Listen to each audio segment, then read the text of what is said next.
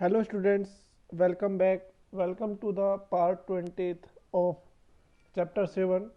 Part 19 के अंदर हमने ग्रुप 17 स्टार्ट कराया था, जिसमें हमने आपको general introduction of halogens and occurrence of halogens आपको बताया था। उसके बाद हमने आपको atomic properties and physical properties कराई थी। ठीक है, तो जो भी प्रॉपर्टीज़ हम करते हैं वो बहुत ही ज़्यादा इम्पोर्टेंट होती है, कहीं से भी क्वेश्चन पुटअप हो सकता है। ठीक है, तो आपको हर एक जो एक्सेप्शनल केस है उसको याद रखना है, उससे किस तरीके से आंसर आ सकता है वो आपको ध्यान रखना है। ठीक है, इस पार्ट के अंदर हम केमिकल प्रॉपर्टीज़ करेंगे। ठीक है, केमिकल प्रॉपर्टीज़ में यहाँ पर हम सिर्फ oxidation state, chemical activity and anomalous behaviour of fluorine करेंगे, क्योंकि बहुत ज़्यादा लेंथ हो जाता है ये। ठीक है, तो देखते हैं ऑक्सीडेशन प्रॉपर्टीज से। इसके केमिकल प्रॉपर्टी में सबसे पहला आता है oxidation state and trends in the reactivity, chemical reactivity. तो क्या होता है भाई, जो हेलोजन होते हैं मीन्स ग्रुप 17 होता है, उनकी जो मोस्ट कॉमन ऑक्सीडेशन स्टेट होती है वो -1 होती है। -1 का मतलब होता है कि भाई ये एक इलेक्ट्रॉन गेन कर रहे हैं। ठीक है, कोई भी एलिमेंट ऑक्सीडेशन स्टेट शो कर रहा है तो इसका मतलब है कि वो क्या करता है, वो स्टेबल इलेक्ट्रॉनिक कन्फर्मेशन अटेन करना चाह रहा है, एक इलेक्ट्रॉन देकर या एक इलेक्ट्रॉन गेन कर कर। तो यहाँ पर -1 का मतलब यही है कि जो हेलोजन एटम है उनके पास एक इलेक्ट्रॉन की कमी है, वो एक इलेक्ट्रॉन एक्सेप्ट करेंगे और स्टेबल इलेक्ट्रॉनिक कन्फर्मेशन अटेन कर लेंगे। इसलिए सभी हेलोजन की जो मोस्ट कॉमन ऑक्सीडेशन स्टेट होती है वो -1 होती है। ठीक है, यहाँ पर एक बात आती है कि जो अदर हेलोजेंस होते हैं जैसे क्लोरीन, ब्रोमीन, आयोडीन, ये क्या करते हैं, ये अदर ऑक्सीडेशन स्टेट भी शो करते हैं, जैसे +1, +2, +5, +7। बट जो फ्लोरीन होता है, fluorine is always having -1 oxidation state. ठीक है, जो फ्लोरीन होता है वो हमेशा -1 ऑक्सीडेशन स्टेट शो करता है। इसका रीज़न यही है कि जो फ्लोरीन है, फ्लोरीन की इलेक्ट्रोनेगेटिविटी सबसे ज़्यादा होती है, मतलब इतनी ज़्यादा होती है कि ये कभी भी पॉजिटिव ऑक्सीडेशन स्टेट शो नहीं कर सकता। अगर आपको आता है क्वेश्चन कि फ्लोरीन, क्लोरीन, ब्रोमीन, आयोडीन में से कौन पॉजिटिव ऑक्सीडेशन स्टेट शो नहीं करता है, तो इट इज़ फ्लोरीन। क्यों? Because of its high electronegativity. It is the most electronegative element in whole of the periodic table. ठीक है, और इसका जो है वो इसलिए है क्योंकि इसका जो साइज होता है बहुत कम होता है। ठीक है, जो हायर ऑक्सीडेशन स्टेट होती है हाइड्रोजन्स की, लाइक क्लोरीन, ब्रोमीन, आयोडीन, इनकी जो हायर ऑक्सीडेशन स्टेट होती है वो जब ये हाई इलेक्ट्रोनेगेटिव और स्मॉल साइज के एलिमेंट्स जैसे फ्लोरीन या ऑक्सीजन से कंबाइन करते हैं तभी ये ऑक्सीडेशन स्टेट शो करते हैं।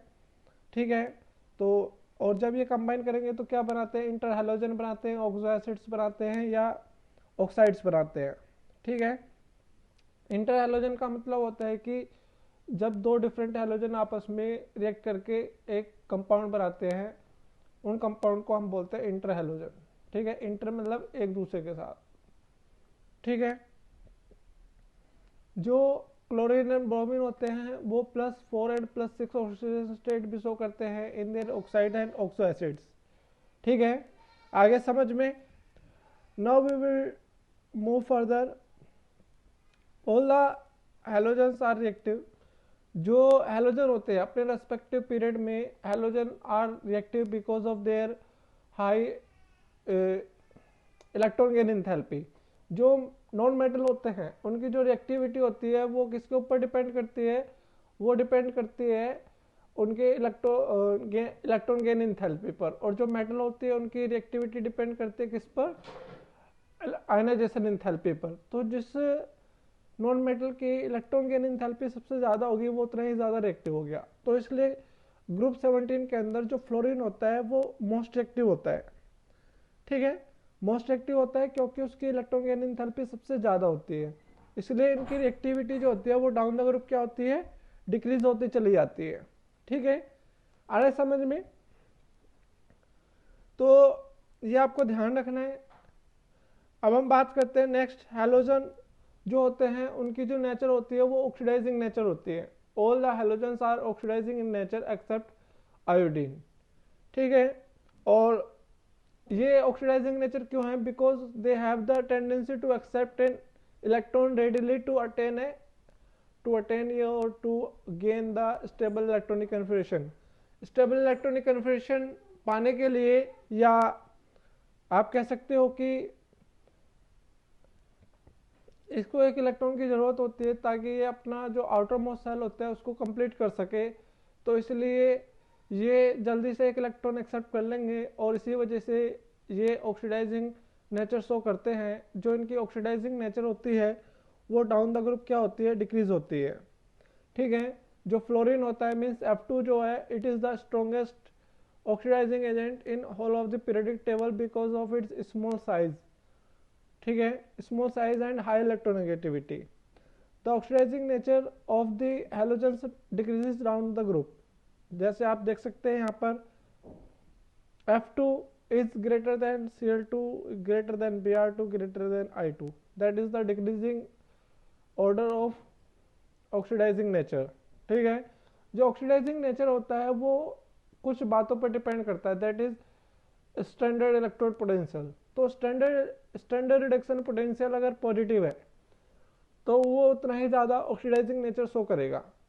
तो फ्लोरीन का जो स्टैंडर्ड रिडक्शन पोटेंशियल है SRP, वो मोस्ट पॉजिटिव होता है, ठीक है। उसके बाद Cl का होता है, उसके बाद Br का होता है, उसके बाद I का होता है, ठीक है। तो इसलिए इनका जो ऑक्सीडाइजिंग प्रॉपर्टी है या ऑक्सीडाइजिंग नेचर है वो डाउन द ग्रुप डिक्रीज हो रही है, क्योंकि इनका जो स्टैंडर्ड रिडक्शन पोटेंशियल है डाउन द ग्रुप डिक्रीज होता चला जाता है पॉजिटिव में, ठीक है। अब हम जैसे यहाँ पर आप देख सकते हो F2 + 2x it will give 2F negative + X2, जहाँ पर X क्या है? क्लोरीन, ब्रोमीन और आयोडीन। मतलब F2 जो है मीन्स फ्लोरीन जो है वो आयोडाइड, क्लोराइड और ब्रोमाइड, इन सभी आयन को क्लोरीन, ब्रोमीन और आयोडीन में कन्वर्ट कर सकता है because it is stronger oxidising agent than this, ठीक है। ये फ्लोरीन जो है वो क्लोरीन, ब्रोमीन, आयोडीन से ज़्यादा स्ट्रॉन्ग ऑक्सीडाइजिंग एजेंट है। ये खुद रिड्यूस हो गया और उनको ऑक्सीडाइज कर दिया। रिड्यूस कैसे हो गया? क्योंकि यहाँ पर आप देख सकते हो X नेगेटिव का मतलब हो गया उसकी ऑक्सीडेशन स्टेट -1 है और X2 का मतलब हो गया उसकी ऑक्सीडेशन स्टेट 0 है। तो -1 से 0 जा रहा है मीन्स बढ़ रहा है। तो इसलिए फ्लोरीन ने अपनी ऑक्सीडेशन स्टेट तो घटा ली और उसकी बढ़ा दी। तो इसलिए ये क्या है? Oxidising agent. मतलब जैसे आप एक ग्रुप देखते हो, ये हैलोजन ग्रुप में क्या आता है? Fluorine, chlorine, bromine, iodine.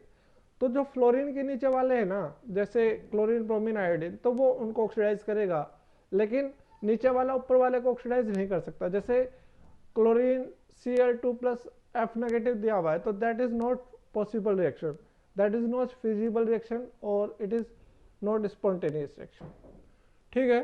तो जो हैलोजन ऊपर होता है वो अपने से नीचे वाले को क्या कर देता है? ऑक्सीडाइज कर देता है।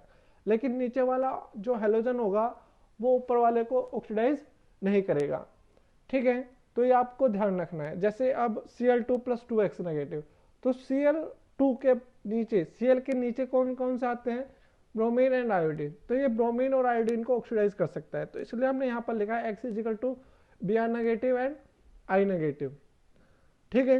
नेक्स्ट आता है Br2 + 2x negative, it will give 2Br negative + X2। तो Br के नीचे क्या आता है? एक आयोडीन आता है सिर्फ। तो Br सिर्फ आयोडीन को ऑक्सीडाइज करेगा क्योंकि उसके नीचे सिर्फ वही है।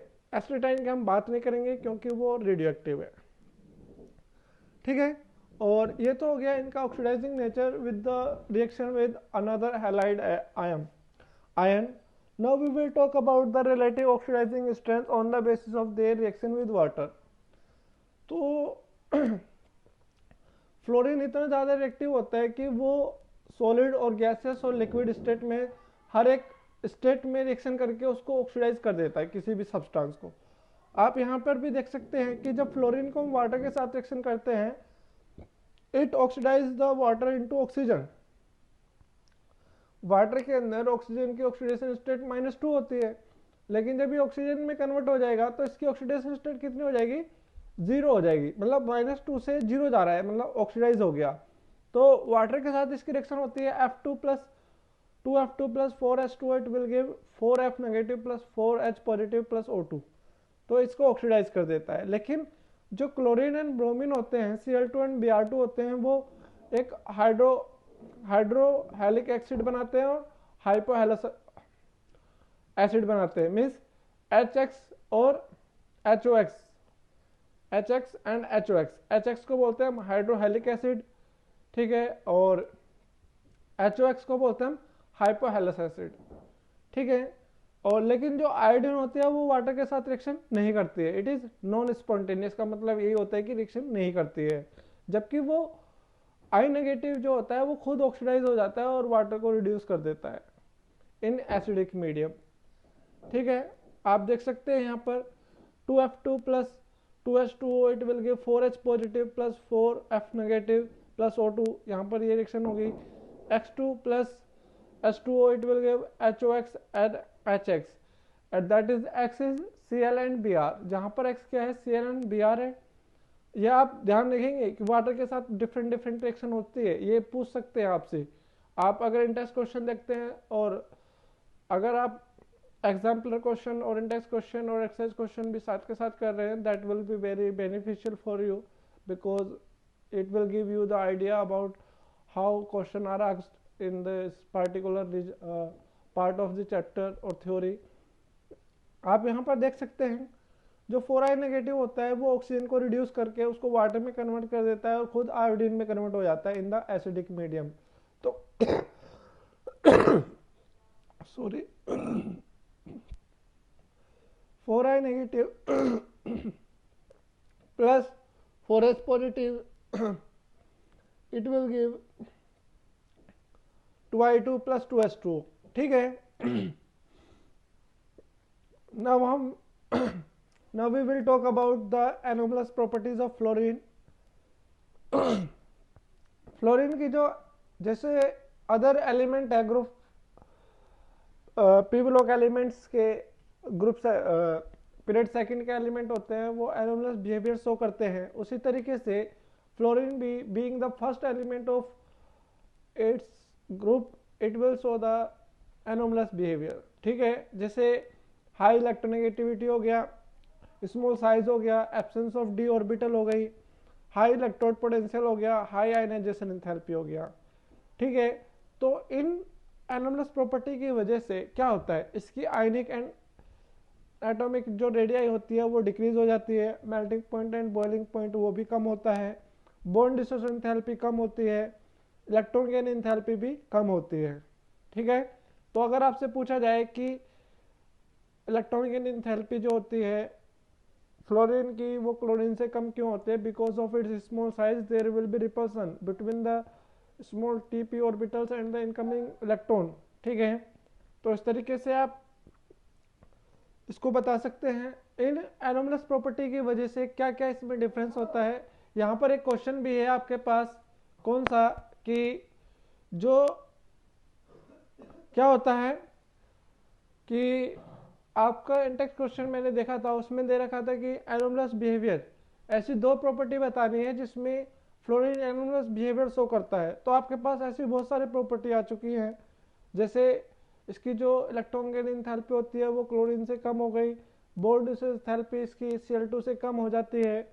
दूसरा, अभी हम यहाँ पर बात कर रहे हैं जो फ्लोरीन की जितनी भी रिएक्शन होती है, most of the reaction of F2 are exothermic because of its small size and stability of the compound of formation of new compound after the reaction, ठीक है।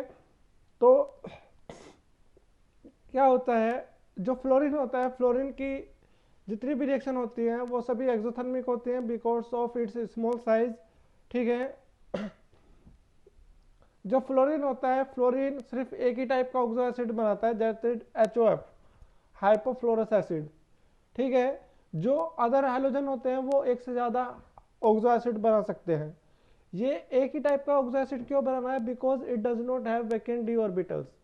अगर आपसे क्वेश्चन आता है कि भाई जो फ्लोरीन होता है वो सिर्फ एक ही टाइप का क्या बनाता है, ऑक्सो एसिड बनाता है, ऐसा क्यों हो रहा है, तो आप बताएंगे फ्लोरीन एक ही तरीके का ऑक्सो एसिड इसलिए बनाता है क्योंकि इसके पास वैकेंट डी ऑर्बिटल नहीं होते, जबकि जो अदर हैलोजन एटम है ग्रुप 17 के जो एटम एलिमेंट्स हैं उनके अंदर वैकेंट डी ऑर्बिटल होते हैं, वे अपने ऑक्टेट को एक्सपेंड कर सकते हैं, इसलिए वो एक से ज़्यादा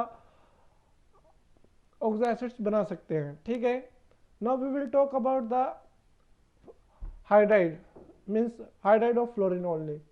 जो HF होता है मीन्स हाइड्रोजन फ्लोराइड होता है, it is liquid at room temperature, while other are the other hydride of the other element of group 17 are gaseous at room temperature. This is because of the small size and high electronegativity of fluorine. There will be hydrogen bonding in HF. Because of this, HF exists as a liquid at room temperature. Got it? तो आप इसको बता सकते हैं किस तरीके से ये करता है एनोमलस बिहेवियर्स ऑफ फ्लोरीन और इसकी केमिकल प्रॉपर्टी। नेक्स्ट पार्ट के अंदर हम hydrides reactivity towards hydrogen, reactivity towards oxygen, reactivity towards metal, reactivity towards halogen, halogen के साथ भी रिएक्शन होती है। ठीक है, ये सारी चीज़ें पढ़ेंगे। तो आज के लिए सिर्फ इतना ही। इस वीडियो को लाइक कीजिए, शेयर कीजिए, चैनल सब्सक्राइब कीजिए अगर आपने नहीं किया है अभी तक, और जितनी भी वीडियो डाली जा रही हैं आपको वो सभी वीडियो देखनी है for the better understanding, for the continuity of the chapter. ठीक है, there should be no break point in your study, that's why we are making efforts. तो आपको भी एफर्ट्स करने हैं और अच्छे से पढ़ना है, घर पर रहो, सेफ रहो। ठीक है, तो आज के लिए सिर्फ इतना ही। Thank you.